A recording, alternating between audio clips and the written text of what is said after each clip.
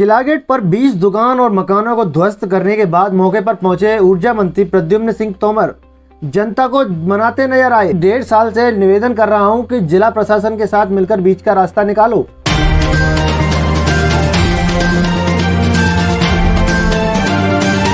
ग्वालियर के अधिवक्ता दिनेश सिंह राठौर ने अनेकों ऐसे प्रकरण जो न्यायालय में वर्षों चलते रहते हैं, उन्हें चंद महीनों में ही अपनी अथक कोशिश से न्याय की तरफ अग्रसित किया। फिलहाल में वरिष्ठ अधिवक्ता ने एक ऐसा झूठा प्रकरण जिसमें पुलिस ने पॉस्को अपहरण और 376 जैसी धाराओं में आरोपी बनाया, उसे कुछ महीनों के अंदर ही न्याय दिलवाकर आरोप मुक्त करवाया है। हमारे चैनल के विशेष कार्यक्रम शख्सियत में आज ग्वालियर उच्च न्यायालय के वरिष्ठ अधिवक्ता दिनेश सिंह राठौर से हमारे सह संपादक सुरजीत राजावत के साथ वार्ता देखें।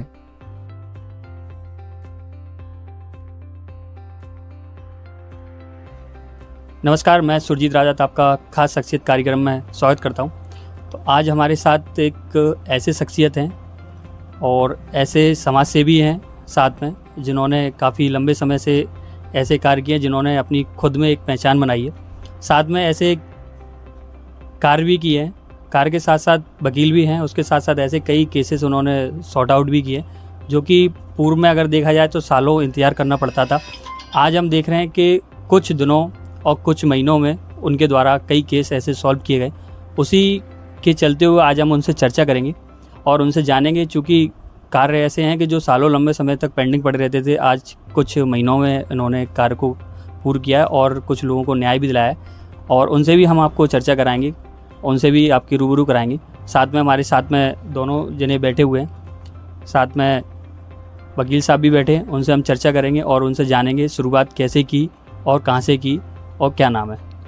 तो सर, स्वागत है आपका हमारे चैनल में। मेरा नाम दिनेश सिंह राठौर, मैं हाई कोर्ट और सेशन कोर्ट में प्रैक्टिस करता हूँ। आज से कुछ माह पूर्व मुझे हमारे एक मित्र हैं, वो मुरारी को लेके आए। उन्होंने बताया कि एक निर्दोष व्यक्ति है, उनको गलत फंसाया गया।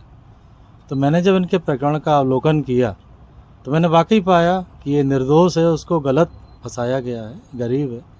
तो मैंने उसी दिन तय किया कि मैं इनके केस में पूरा जी जान लगाऊंगा, पूरा प्रयास करूंगा और मैं इनके केस को जल्दी से जल्दी जीतने का प्रयास करूंगा। तो मैंने न्यायालयीन प्रक्रिया के दौरान, जो एक साधारण भाषा में कहते हैं आरोप की प्रक्रिया होती है, उसमें आरोप तय होते हैं, तो मैंने कोशिश की कि मैं इनके केस को आरोप के स्टेज पे ही समाप्त करा सकूं, ताकि इनको एक लंबी न्यायालयीन प्रक्रिया जो बहुत खर्चीली होती है, लाखों रुपए जिसमें खर्च हो जाते हैं, बरसों इंतज़ार करना पड़ता है।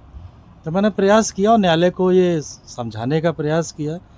न्यायालय ने हमारी बात को माना और ये हमने न्यायालय से यही कहा कि इन पे जो आरोप लगाए हैं वो निराधार है। इन्होंने तो एक सहयोग किया था, जो पुलिस की एक कार्रवाई होती है उसमें सहयोग किया पुलिस का, और पुलिस चूँकि सामने जो इनका विरोधी पक्ष था वो प्रभावशाली था, पैसे वाला था, तो प्रभावित थे पुलिस उससे।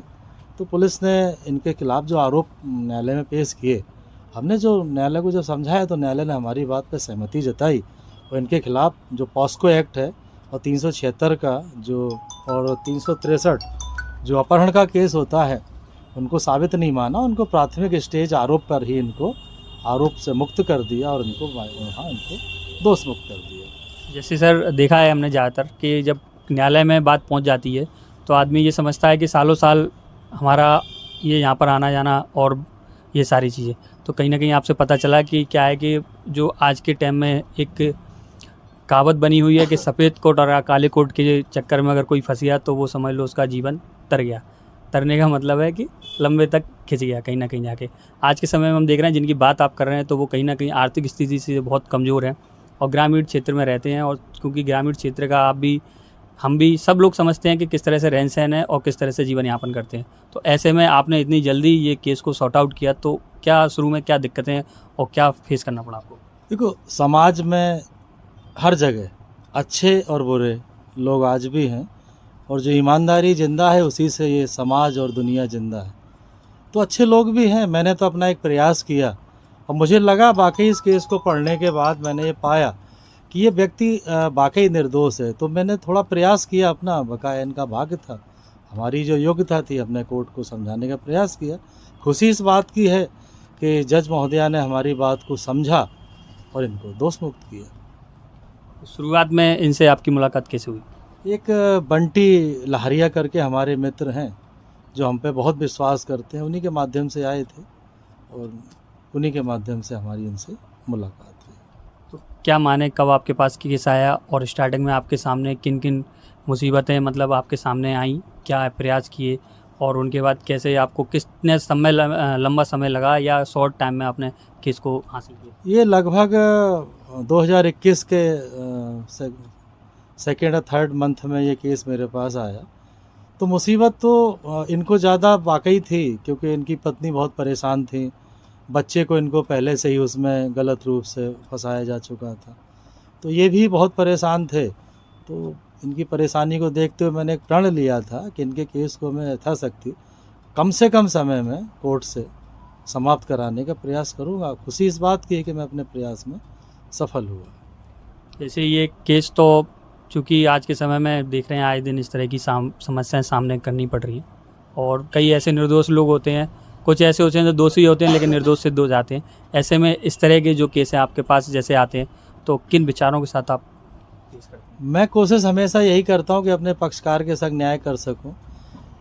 केस में निर्दोष और दोषी साबित करना ये वकील का दायित्व ना होकर ये न्यायाधीश का दायित्व होता है।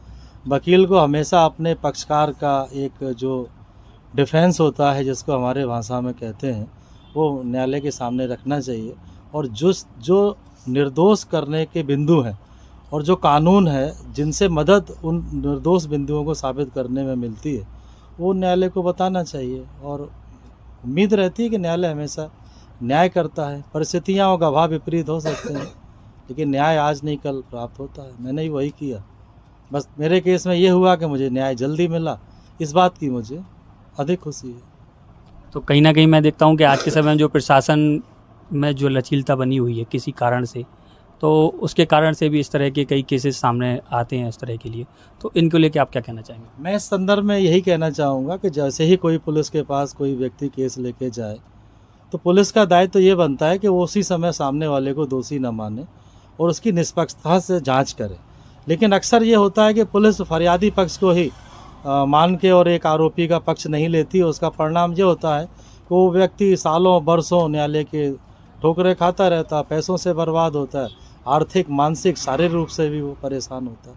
तो पुलिस का ये दायित्व होना चाहिए कि निष्पक्ष जांच करे और यदि केस झूठा है तो ऐसे झूठी रिपोर्ट करने वाले के खिलाफ भी कार्रवाई करे ताकि समाज में एक संदेश जाए कि कोई किसी व्यक्ति के खिलाफ झूठी कार्रवाई करने की हिम्मत न जुटा सके। जैसे जब हम काम करते हैं तो कहीं ना कहीं आगे सहयोगी भी होते हैं जिनके सहयोग से सारे काम होते हैं, चूँकि आज के समय में हम समझ रहे हैं कि कोई भी काम अकेले करना मुश्किल ही नहीं।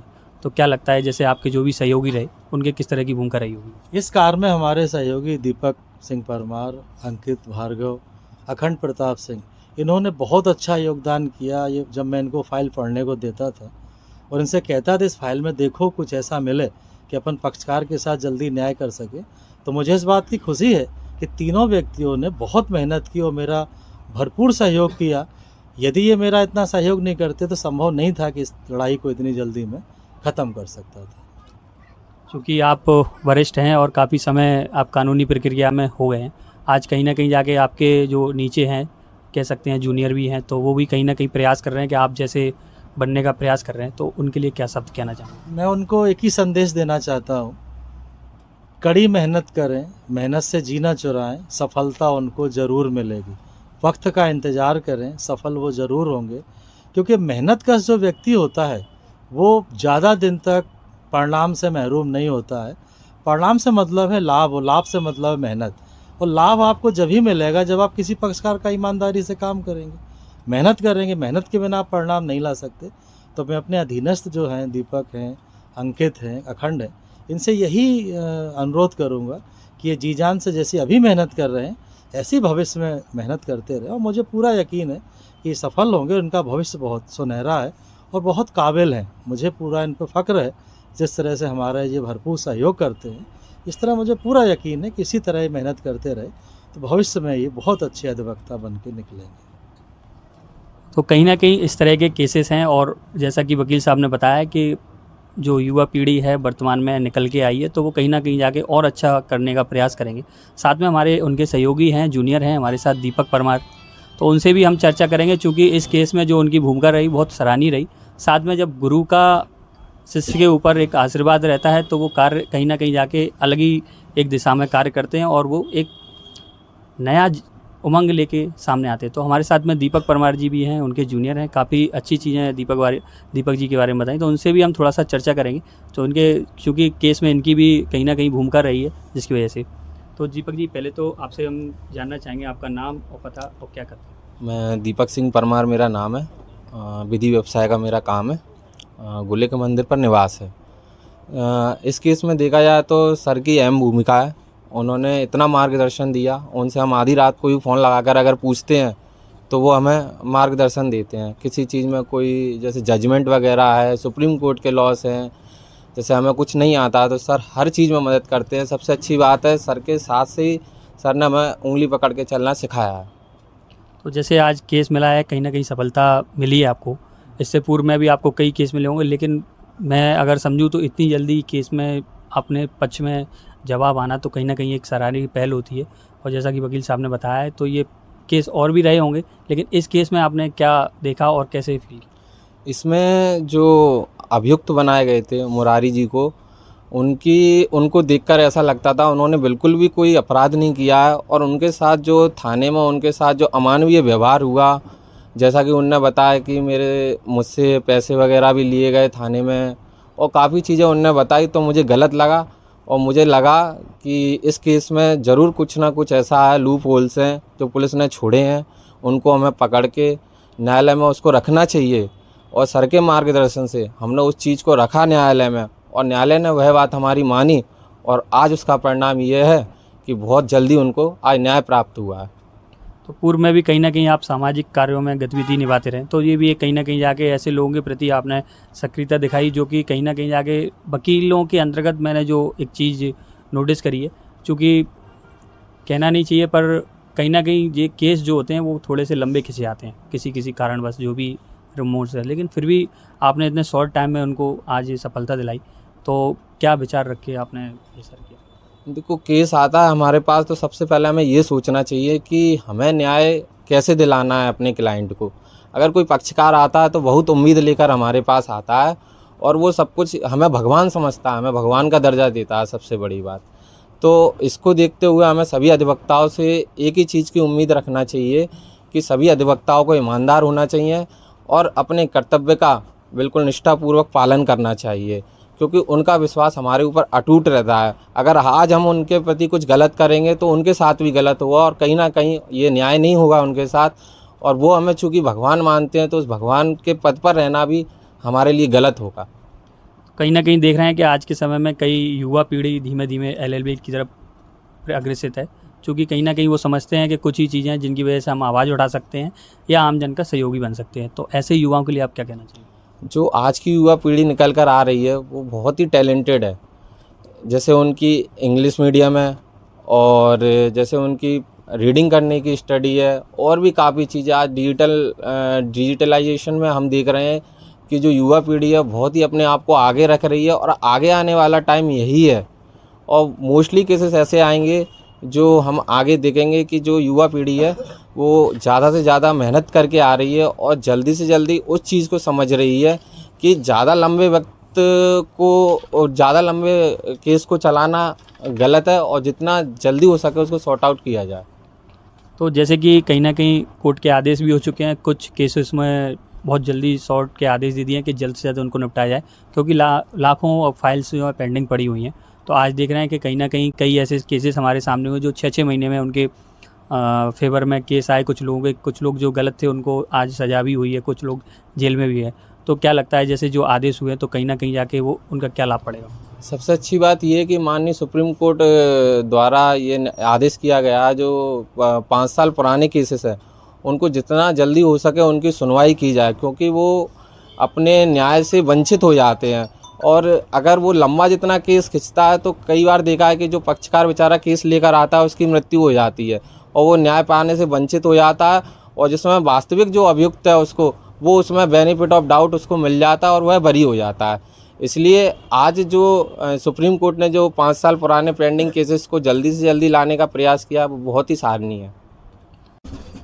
एक घटना ऐसी है जिसमें एक बेकसूर व्यक्ति को फंसाया गया, थाना मुरार क्षेत्र की घटना है, और आज हमारे साथ में वो बैठे हुए हैं और उनसे हम जानेंगे कि क्या समस्या थी जिसकी वजह से उन पे एक झूठे मुकदमे दर्ज करा दिया गया और उनको किस तरह से पुलिस से लेके और आम जन का किस तरह से सामना करना पड़ा। चूँकि केस ऐसा है कि अगर किसी पे लग जाए तो उससे उस व्यक्ति को अपने अंदर गिल्टी तो होती है, उसके साथ साथ समाज में जो चेहरा आता है वो थोड़ा बहुत नेगेटिविटी के देखा जाता है। तो हम उनसे चर्चा करेंगे क्या नाम है, कहाँ रहते हैं और किस तरह से उन्होंने आज हमारे साथ में बैठे हैं।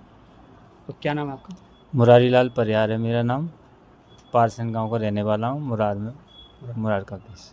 तो क्या घटना घटी थी कि जिसकी वजह से पुलिस आपको ले गई और आपको जेल की शक्ल भी देखनी पड़ी? मैं बचपन से ही बहुत ऐसा समाजी आदमी रहा हूँ। तो क्या बच्चे को कुछ केस हो गया था बच्चों का, उसमें मुझे झूठा फंसा दिया, जबकि मेरा उसमें कोई रोल नहीं था। मैं तो गांव में अपने खेतीबाड़ी करता हूँ, पानी दे रहा था गांव में। अचानक मेरे पास फ़ोन आया, बोले ऐसे तुम्हारा लड़का गलत है और तुम थाने आ जाओ। तो मैं थाने चला गया, मेरे बच्चे को फंसा दिया झूठा। उसके बाद 1 महीने बाद मुझे भी फंसा दिया उनने। बोले इनके पिताजी का भी इसमें हाथ है, लेकिन मेरा कोई उसमें हाथ नहीं था। मैं तो जो अपना मेरा फ़र्ज़ था वो मैंने सच्चाई का अपने जो फ़र्ज़ था बच्चे के लिए वो मैंने अपने किया। लेकिन मुझे उन्हें झूठा केस, पुलिस की मदद से, उनके पास पैसा था, मैं किसान आदमी हूँ, उन्होंने पैसे के बल से मुझे झूठा फंसा दिया और जेल भिजवा दिया। मुझे जेल में कैसी समस्याएं होती हैं वो तो सबको पता ही है। बड़ी तकलीफ़ों के साथ फिर मैं बाहर आया, लेकिन मेरे वकील साहब ऐसे, भगवान की कुछ मर्ज़ी थी, ऐसे वकील साहब बढ़िया मिल गए मुझे कि उन्होंने भरपूर मेरी मदद की। तो वकील साहब आपको मिले, क्या नाम था उन वकील साहब? दिनेश सिंह राठौर वकील साहब थे। मेरे बंटी लाहरिया है, गदाईपुरा कांटे पर ही उनका मकान, उन्होंने इनसे मिलवाया था। मैं इनसे जब से जुड़ा हूँ मेरी सारी समस्याओं का हल हो गया, मुझे कोई समस्या नहीं आई। वकील साहब ने ही सारा केस लड़ा है, उन्होंने कम से कम 1 साल भी नहीं होने दिया। इतना बड़ा केस था, 366, बहुत सी धाराएं मेरे ऊपर लगा दी झूठी, ना कि कोई सबूत नहीं उनके पास, झूठी लगाई। लेकिन वकील साहब ने 1 साल के अंदर ही सारा केस ने तैयारी करके सारे केस से अपने बरी करा दिया मुझे। तो केस के बारे में थोड़ा सा बताएंगे और कौन लोग थे जिन्होंने आपके ऊपर इस तरह की घटना को अंजाम दिया? ये भिंड के कोई धीर सिंह भदौरिया नाम है उनका, उन्होंने अपने केस लगा दिया था मुझे। मतलब झूठा केस लगा दिया। हाँ। तो पुलिस आपको किस तरह से ले गई और क्या किया आपके साथ, वो थोड़ा सा बताएंगे? वो क्या हुआ कि बच्ची का चले गए थे दोनों अपनी मर्ज़ी से। इसमें मुझे पता भी नहीं था कहाँ गए हैं, नहीं तो मैं बता ही देता। उन्होंने बोला ये तुम्हारी मर्ज़ी से गए हैं, ऐसा झूठा केस लगा दिया मेरे पर और तुमने ही सारा रोल किया है। लेकिन बच्ची अपने ही, जैसे पता लगा मुझे, मैंने बच्ची को लाके थाने में ही हाजिर कर दिया। और उनका लौट के कहना ये हुआ कि तुम्हारी मर्ज़ी से गए थे। मैंने कहा अगर मेरी मर्ज़ी से तो मैं थाने क्यों ले जाता और कहीं से कुछ करता। लेकिन मैंने अपने कानून पे भरोसा रखा, जब मैं सही किया है तो मुझे कानून का भरोसा था और मैंने उनको कुछ कहीं भरोसा करके उनके इंसाफ दिलवाया। तो जैसे आपको पुलिस ले गई, हाँ। तो वहाँ पर क्या आपके साथ मारपीट वगैरह की या पैसों की डिमांड की, या आपको तत्काल छोड़ दिया गया या आपको डायरेक्ट जेल भेज दिया गया? इस थाने में मुझे बुलाया पुलिस ने, तो 1 महीने बाद पुलिस ने बुलाया, बोले विकास के कागज़ लेके थाने में आ जाओ। तो मैं कागज़ लेके गया, कागज़ तो उनने अलग रख दिए, बोले तुम्हें जेल जाना पड़ेगा। मैंने कि जेल, मैंने कसूर क्या है मेरा, क्यों जाऊं मैं जेल, मैंने तो कुछ क्या गलत काम किया है मैंने। बोले नहीं, उसने तुम्हारे ऊपर केस लगाया, तुम्हारे खिलाफ़ FIR है और आपको जेल तो जाना ही पड़ेगा। बड़ी मुश्किल से विनती की तो फिर पैसे मांगने लगे। उन्होंने पैसे मांगे तब 5,000 रुपये मेरे से ले लिए और मुझे वहाँ से छोड़ दिया। उसके बाद 1 महीने बाद मुझे फिर पकड़ने आ गए मुझे। फिर मेरा पुलिस से विश्वास हट गया। मैंने कि ये तो पैसे लेते हैं और भरोसा भी नहीं है इनका। फिर मैं सीधा वकील साहब से मिलके कोर्ट में से हाजिर हुआ। उसके बाद कोर्ट ने मेरे को जेल भेजा, लेकिन वो पुलिस वाले फिर मेरे को थाने ले गए, जबकि जेल के लिए ऑर्डर था। लेकिन शाम को थाने ले गए, रात भर मुझे लॉकअप में रखा, थाने में रखा, खाना पीना कुछ नहीं, और सुबह 6 बजे ही उधर से थाने से लेके जेल में ला के कर दिया, जबकि थाने में ले जाने की कोई ज़रूरत नहीं थी। कोर्ट ने जेल के लिए भेजा था। तब मैंने वकील साहब से बोल के उनके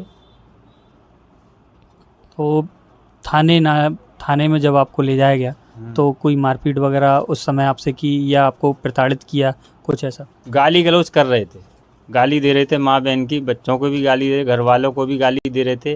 तेरा ये कर देंगे, तुम यहाँ से अपना मकान खाली करके चले जाओ, यहाँ रहने नहीं देंगे। उसको भी बुला लिया, भदौरिया को, जबकि विरोधी पक्ष को बुलाना नहीं चाहिए।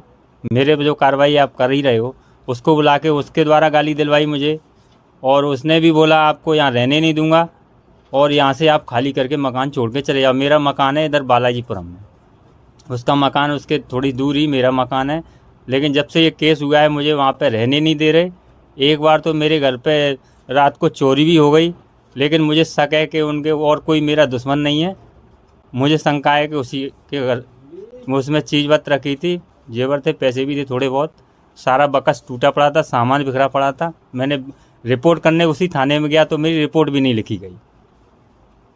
तो आपको जैसे शक है कि उन्होंने चोरी करवा सकते हैं, हाँ। या आपके संगे आगे भी किसी प्रकार की घटना घट सकती है, तो इसके संबंध में आपने किसी वरिष्ठ अधिकारी से चर्चा की या कोई शिकायती आवेदन पत्र दिया?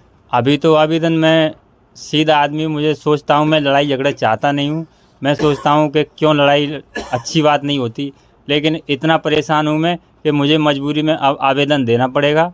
अगर कोई घटना होती है तो इसके मुझे तो उन पर ही शंका है, और कोई मेरा आज तक मैंने छोटी सी भी रिपोर्ट या मेरे खिलाफ़ कोई शिकायत नहीं है किसी थाने में भी। अगर कोई से देखा जाए, मैं आतन मुल्जिम थोड़े ही हूँ।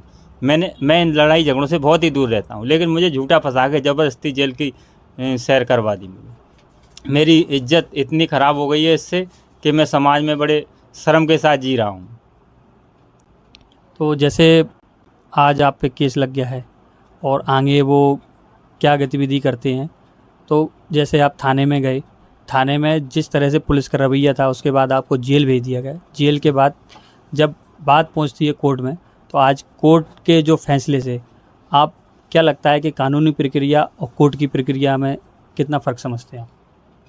कोर्ट पे तो पहले भी भरोसा था, क्योंकि आज के समय में कोर्ट के सिवाय तो कुछ है नहीं है, लेकिन कोर्ट में आज भी इंसाफ होता है।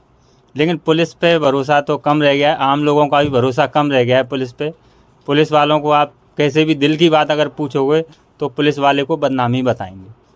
कुछ उनको सुधार करना चाहिए। ऐसी अगर पुलिस ऐसी नहीं होती, आर्मी वालों को लोग क्यों बुरा नहीं कहते, पुलिस वाले को क्यों बुरा कहते हैं? ये सोचने वाली बात, दिल से सोचो। किसी से भी पूछ लो एकांत में, या ये तो लाइव वो चल रहा है, लेकिन अगर किसी से भी पूछो तो पुलिस वाले क्यों पैसे लेते हैं?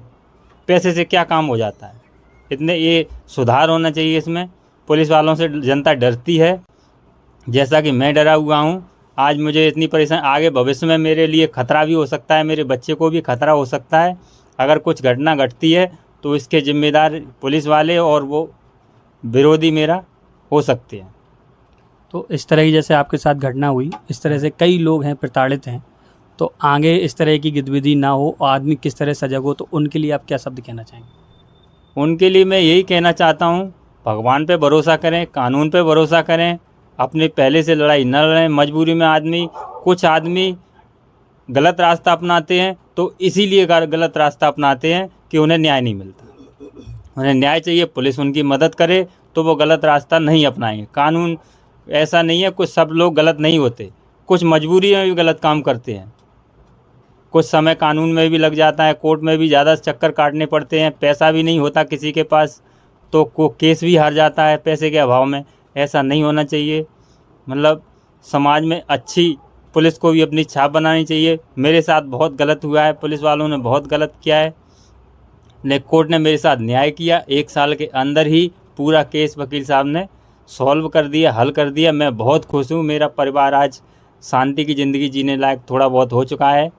लेकिन मैं परेशान, बहुत खर्चा हो गया है मेरा, इसमें परेशानी बहुत हुई है मुझे। घर पूरा मकान मेरा सिटी में था, कोई मकान में नहीं रहने दे रहा मुझे अभी भी। और वहाँ रहते हैं तो डराता धमकाने की कोशिश, डर लगा रहता है हमें, शांति से हम रह नहीं पा रहे हैं। तो ये हैं हमारे साथ में मुरारी लाल जी, जो कि ग्वालियर में निवास करते हैं, मुराना थाना अंतर्गत। तो प्रशासन जो है, पुलिस प्रशासन, वो किस तरह से आज कार्य कर रहा है और किस तरह से ये कार्य करते रहेंगे, तो ये मुरारी लाल जी के मुख से हमने ये जाना। तो समस्या ये होती है कि कहीं ना कहीं जाके प्रशासन इस तरह के कार्य करता है, जो एक आमजन होता है वो कहीं ना कहीं जाके हताश हो जाता है और ऐसे जाके कार्य करने लगता है जो कि वास्तविकता में नहीं करना चाहिए। जो कि मुरारी लाल जी एक बहुत सुलझे हुए व्यक्ति हैं और एक मीडियम वर्ग के परिवार से बिलोंग भी करते हैं, साथ में ग्वालियर में निवास है, स्वयं का निवास है। उन्होंने हार ना मानते हुए पुलिस प्रशासन के खिलाफ खड़े होने का प्रयास किया और आज कोर्ट के माध्यम से आज इनको इंसाफ मिला है और कोर्ट के इंसाफ से काफ़ी खुश भी हैं और उनको धन्यवाद भी ज्ञापन कर रहे हैं। तो वहीं कहीं ना कहीं जाके जो पुलिस प्रशासन की नकारात्मक सोच के साथ किए हुए कार्य का विरोध भी कर रहे हैं और सभी से विरोध करने के लिए आग्रह भी कर रहे हैं। तो कहीं ना कहीं देख रहे हैं कि हम पुलिस प्रशासन जिस तरह से कार्य कर रहा है, तो वो कहीं ना कहीं आज समाज में निगेटिविटी, नकारात्मक सोच के साथ देखा जा रहा है पुलिसकर्मियों को। तो क्या कारण है जिसकी वजह से इस तरह के लोगों के मन में विचार आ रहे हैं और क्या कार्य को कर रहे हैं जिसके लिए विरोध में लोग खड़े हो रहे हैं? क्या पुलिस प्रशासन अपने रवैये को बदल नहीं सकती, या पुलिस प्रशासन के द्वारा किए हुए कार्यों को किस तरह से परिवर्तन किया जाता है, ये वरिष्ठ अधिकारियों को सोचने और संज्ञान लेने की बहुत ज़रूरत है। तो मैं सुरजीत राजावत इस कार्यक्रम को यहीं पे समाप्त करता हूँ और वीडियो आपको अगर अच्छे लग रहे हैं, हमारे द्वारा सकारात्मक सोच के साथ जो कार्य आपको दिखाई दे रहे हैं, अगर आपको अच्छे लग रहे हैं तो आप लाइक और शेयर ज़रूर करें।